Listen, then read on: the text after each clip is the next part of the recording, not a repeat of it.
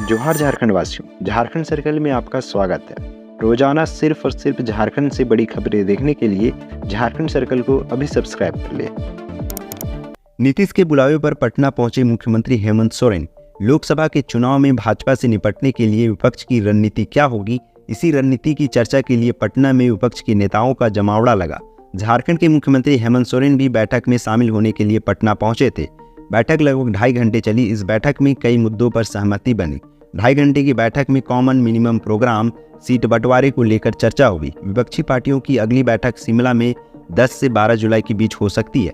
पटना स्थित जयप्रकाश नारायण अंतर्राष्ट्रीय हवाई अड्डा में मुख्यमंत्री बिहार मंत्रिमंडल के मंत्री श्री विजय कुमार चौधरी एवं अन्य ने स्वागत किया। बैठक में 15 से अधिक पार्टियां शामिल है। इस बार विपक्ष एकजुट होकर चुनाव के लिए रणनीति तैयार कर रहा है। जमशेदपुर के मान सिंह मांझी की पुस्तक नेने पेटे को मिला साहित्य अकादमी का बाल साहित्य पुरस्कार। साहित्य अकादमी ने बाल साहित्य पुरस्कार 2023 की घोषणा कर दी है। संताली भाषा के लिए यह पुरस्कार मान सिंह मांझी को मिला है। जमशेदपुर के रहने वाले मान सिंह मांझी की पुस्तक नेने पेटे को यह प्रतिष्ठित पुरस्कार मिला है। यह लघु कहानियों की पुस्तक है जिसमें इस बार ज्यूरी का दिल जीता है। संथाली भाषा में बाल साहित्य पुरस्कार के लिए ज्यूरी के सामने 8 पुस्तकें आई थी। इनमें नेने पेटे को सर्वसम्मति से पुरस्कार के लिए चुना गया। लघु कथाओं की यह पुस्तक वर्ष 2018 में लिखी गई थी। वर्ल्ड यूनिवर्सिटी गेम्स के लिए झारखंड की बेटी बसंती कुमारी का चयन। चीन के चेंगडू शहर में आयोजित होने वाले वर्ल्ड यूनिवर्सिटी गेम्स के लिए झारखंड की बेटी बसंती कुमारी का चयन किया गया है। पश्चिमी सिंहभूम जिले के कुमार डुंगी की बसंती कुमारी 10,000 मीटर दौड़ की स्पर्धा में भाग लेगी। वर्ल्ड यूनिवर्सिटी गेम्स चीन के चेंगडू शहर में 28 जुलाई से 8 अगस्त तक आयोजित होगा। 29 मई से 31 मई तक लखनऊ में आयोजित तीसरी खेलो इंडिया यूनिवर्सिटी गेम्स में बसंती कुमारी ने 10,000 मीटर में स्वर्ण व 5,000 मीटर में रजत पदक जीती थी। इसके बाद बसंती की इस उपलब्धि पर कई खेल प्रेमियों ने बधाइयां दी थी।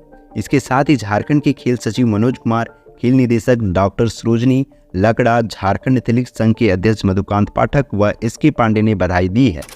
Jharkhand monsoon update. झारखंड में 24 से 26 जून के बीच होगी भारी बारिश, वज्रपात का भी अलर्ट। झारखंड में मानसून ने एक सप्ताह की देरी से 20 जून को दस्तक दी है और इसकी रफ्तार धीमी है। यही वजह है कि अभी तक राजधानी रांची में मूसलाधार बारिश देखने को नहीं मिली है। अब मौसम विभाग ने कहा है कि अगले 2 से 3 दिनों में उत्तरी छोटा नागपुर के कई जिलों सहित रांची में भी झमाझम बारिश होगी। मौसम विभाग की तरफ से मिली जानकारी के मुताबिक संथाल परगना के रास्ते प्रवेश कर चुका मानसून 24 से 26 जून तक पूरे राज्य में बारिश कराएगा। अब तक संथाल परगना के साहिबगंज, पाकुड़, गोड्डा, दुमका और देवघर जैसे जिलों में मानसून की अच्छी बारिश हुई है।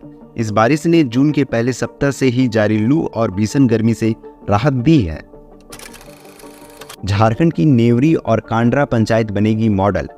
केंद्र सरकार ने ग्राम पंचायत स्पेशल डेवलपमेंट प्लान के तहत आदर्श पंचायत बनाने के लिए 13 राज्यों में से 32 ग्राम पंचायतों का चयन किया है। इसमें झारखंड के रांची जिला के नेवरी एवं बोकारो के 4 प्रखंड की कांड्रा पंचायत शामिल है। ग्राम पंचायतों की सर्वांगीण विकास के लिए प्रति पंचायत को 150 करोड़ से भी ज्यादा राशि खर्च करने की योजना है।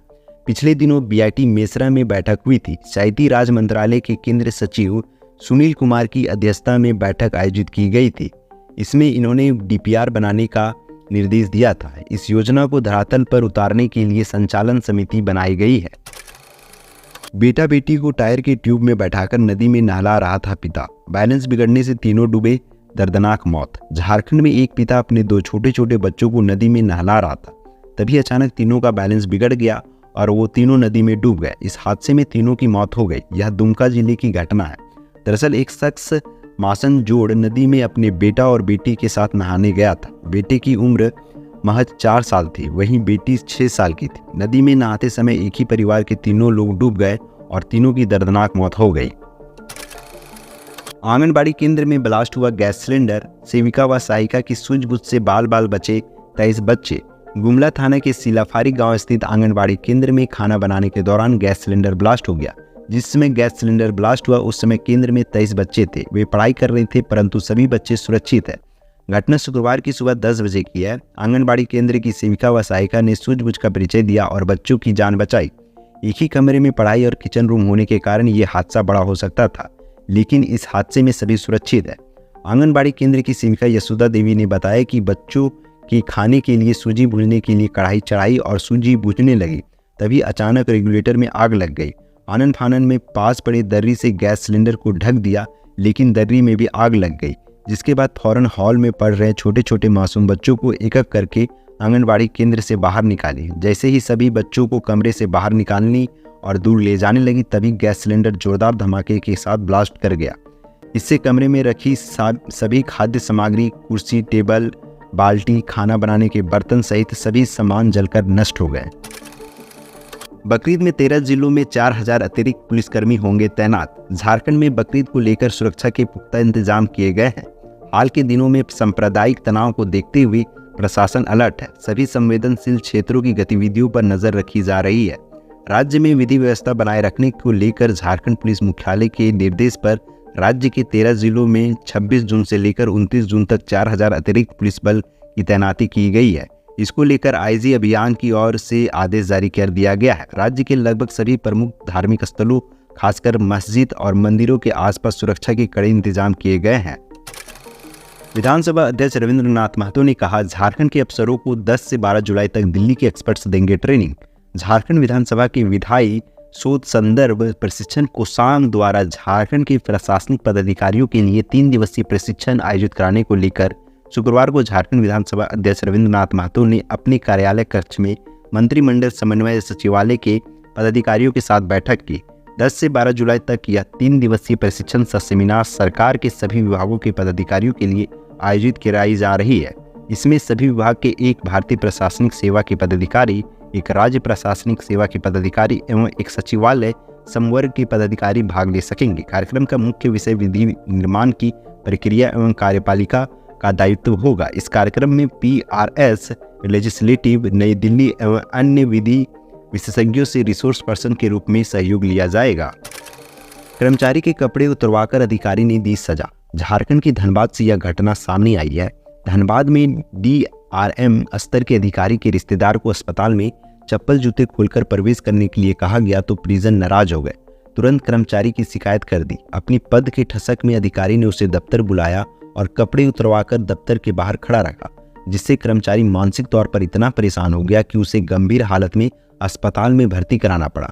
मामला धनबाद मंडल रेल अस्पताल का है। अधिकारी ने मेडिकल सुप्रिंटेंडेंट को फोन लगाकर अस्पताल कर्मियों को तुरंत अधिकारी के सामने DRM कार्यालय में लाने का फरमान दिया। सजा के बाद उसकी हालत इतनी खराब हो गई कि हालत बिगड़ते देख DRM कार्यालय के अधिकारियों और कर्मचारियों ने अस्पताल कर्मी वसंत उपाध्याय को अस्पताल में भर्ती कराया, जहां उसकी स्थिति गंभीर बताई जा रही है। रेल अधिकारियों के इस तानाशाही रवैया के खिलाफ शुक्रवार को मंडल रेल अस्पताल के कर्मियों ने कामकाज ठप कर हड़ताल पर चले गए। जहरीली गैस से भरे कुएं में उतरकर बच्चे की मौत, बचाने गए 5 लोगों का भी दम घुटा। झारखंड के गोड्डा जिले में कुएं की सफाई करने उतरा बच्चा जहरीली गैस की चपेट में आकर बेहोश हो गया। बाद में उसे बचाने एक के बाद उतरे 5 अन्य लोग भी जहरीली गैस में आ गए। पूरा मामला गोड्डा जिले की ललंटिया थाना क्षेत्र अंतर्गत राजमहल कुल परियोजना इलाके के डंपिंग भोड़ाई का है। बताया जाता है कि सबसे पहले नाबालिग अपने घर के आंगन में बने कुएं में सफाई करने के लिए उतरा था, जहां वह जहरीली गैस की चपेट में आकर बेहोश हो गया। हादसे में मृत बच्चे की पहचान 12 वर्षीय मकसूद अंसारी के रूप में की गई है। हादसे में बेहोश हुए अन्य 5 लोगों को महागामा रेफरल अस्पताल में भर्ती कराया गया है। सांसद ने सोरेन सरकार पर लगाया घुसपैठ को बढ़ावा देने का आरोप, मतांतरण का भी मुद्दा उठाया। झारखंड के गोड्डा लोकसभा क्षेत्र से बीजेपी के सांसद डॉक्टर निशिकांत दुबे ने संथाल परगना में बांग्लादेशी घुसपैठ के लिए कांग्रेस के साथ राज्य की हेमंत सरकार को जिम्मेदार ठहराया है। उन्होंने कहा है कि बांग्लादेशी घुसपैठी आसानी से हमारी सीमा में प्रवेश कर ले रहे हैं और उनके लिए संथाल परगना एक आरामगाह बन गया है। उन्होंने झारखंड के मुख्यमंत्री पर आरोप लगाते हुए कहा कि कांग्रेस के साथ मिलकर बांग्लादेशी घुसपैठ को बढ़ावा दे रही है सोरेन सरकार। बीजेपी सांसद डॉक्टर निशिकांत दुबे ने कहा कि संथाल परगना में आदिवासियों का मतांतर हो रहा है। आदिवासियों की लगातार जनसंख्या घट रही है। कहा कि गुरुवार को गिरिडीह दौरे के दौरान पार्टी की राष्ट्रीय अध्यक्ष JP नड्डा ने भी यह मुद्दा उठाया था। झारखंड राज्य से आज की प्रमुख खबरें यहीं तक। इस वीडियो के बारे में कोई सजेशन या राय है तो हमें कमेंट के माध्यम से अवगत कराएं। बाकी बात आप अपना और अपने परिवार का ख्याल रखें। जोहार, जय हिंद, जय झारखंड।